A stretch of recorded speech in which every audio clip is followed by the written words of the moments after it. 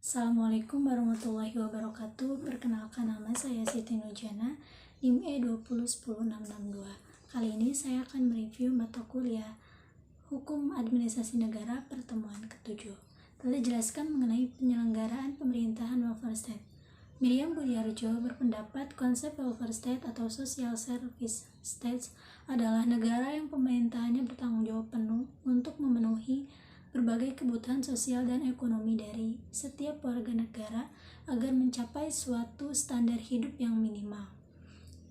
Sedangkan Utrecht berpendapat mengenai konsep negara penjaga malam atau liberalisme.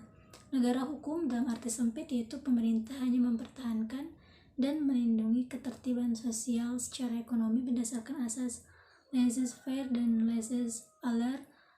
Negara dilarang untuk mencampuri perekonomian maupun bidang sosial lainnya. Kebanyakan demokrasi kontemporer adalah demokrasi liberal, adalah suatu kombinasi dari sistem politik demokrasi dan ideologi politik liberal yang menekankan hak-hak dan nilai tertentu seperti kepemilikan pribadi, kebebasan negatif, individualisme, dan toleransi.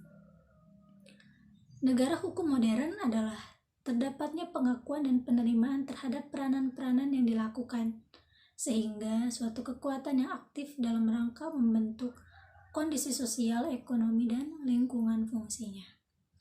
Akibat dari perkembangan peranan dan fungsi administrasi negara adalah satu, dengan makin pesatnya pertambahan jumlah personal penyelenggara fungsi publik, maka diasumsikan akan terjadi peningkatan jumlah korban sebagai akibat penekanan rezim pemerintahan. Yang kedua, yakni masalah yang jauh lebih mengkhawatirkan adalah kemungkinan terjadinya pemusatan kekuasaan pada administrasi negara atau kebebasan untuk bertindak atas inisiatif sendiri guna menyelesaikan permasalahan yang sedang dihadapi dan perlu segera diselesaikan. Dijelaskan pula mengenai pembatasan kekuasaan penyelenggaraan pemerintahan. Dalam arti luas, John Locke berpendapat kekuasaan yang terdapat dalam negara dibagi menjadi tiga, yakni kekuasaan legislatif, kekuasaan eksekutif, kekuasaan federatif atau kekuasaan yang tidak termasuk dalam kedua kekuasaan di atas. Sedangkan ahli lain berpendapat yakni satu, Montesquieu, pemisahan murni meliputi kekuasaan legislatif, kekuasaan yudikatif, serta kekuasaan eksekutif. Van Vollenhoven mengatakan dalam teorinya yakni catur praja diantaranya fungsi bestur, fungsi kepolisian, fungsi peradilan, dan fungsi membuat peraturan.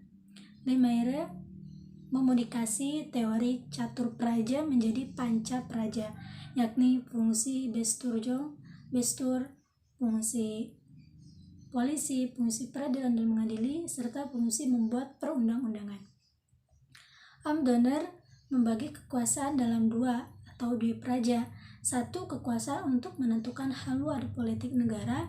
Dua, kekuasaan untuk menyelenggarakan atau merealisasikan haluan politik negara yang telah ditentukan.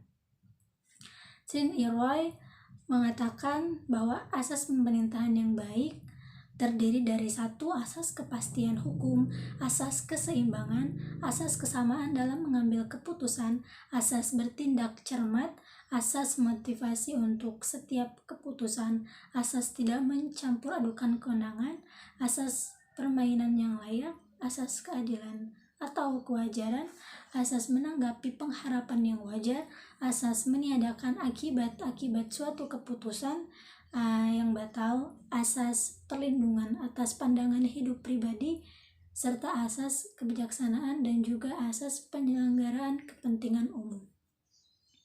Pembatasan dalam arti sempit adalah suatu upaya untuk membatasi penyelenggaraan kekuasaan negara melalui perangkat-perangkat hukum administrasi negara.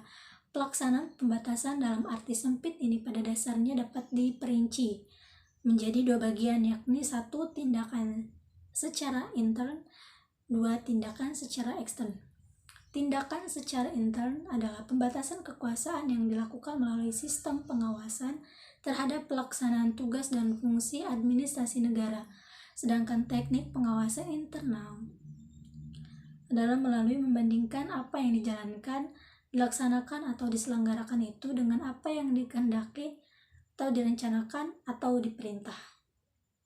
Yang terakhir dijelaskan pula mengenai ruang lingkup dan sifat pengawasan dapat bersifat satu, politik, sasarannya masalah efektivitas serta legitimasi. Yang kedua, yuridis, sasarannya menegakkan yuridisitas serta legitimitas. Yang ketiga, ekonomi, sasarannya efisiensi dan teknologi. Yang keempat, sosial dan moralitas, sasarannya yakni kualitas dan moralitas administrasi negara. Sekian review dari saya, kurang lebihnya mohon maaf. Wassalamualaikum warahmatullahi wabarakatuh.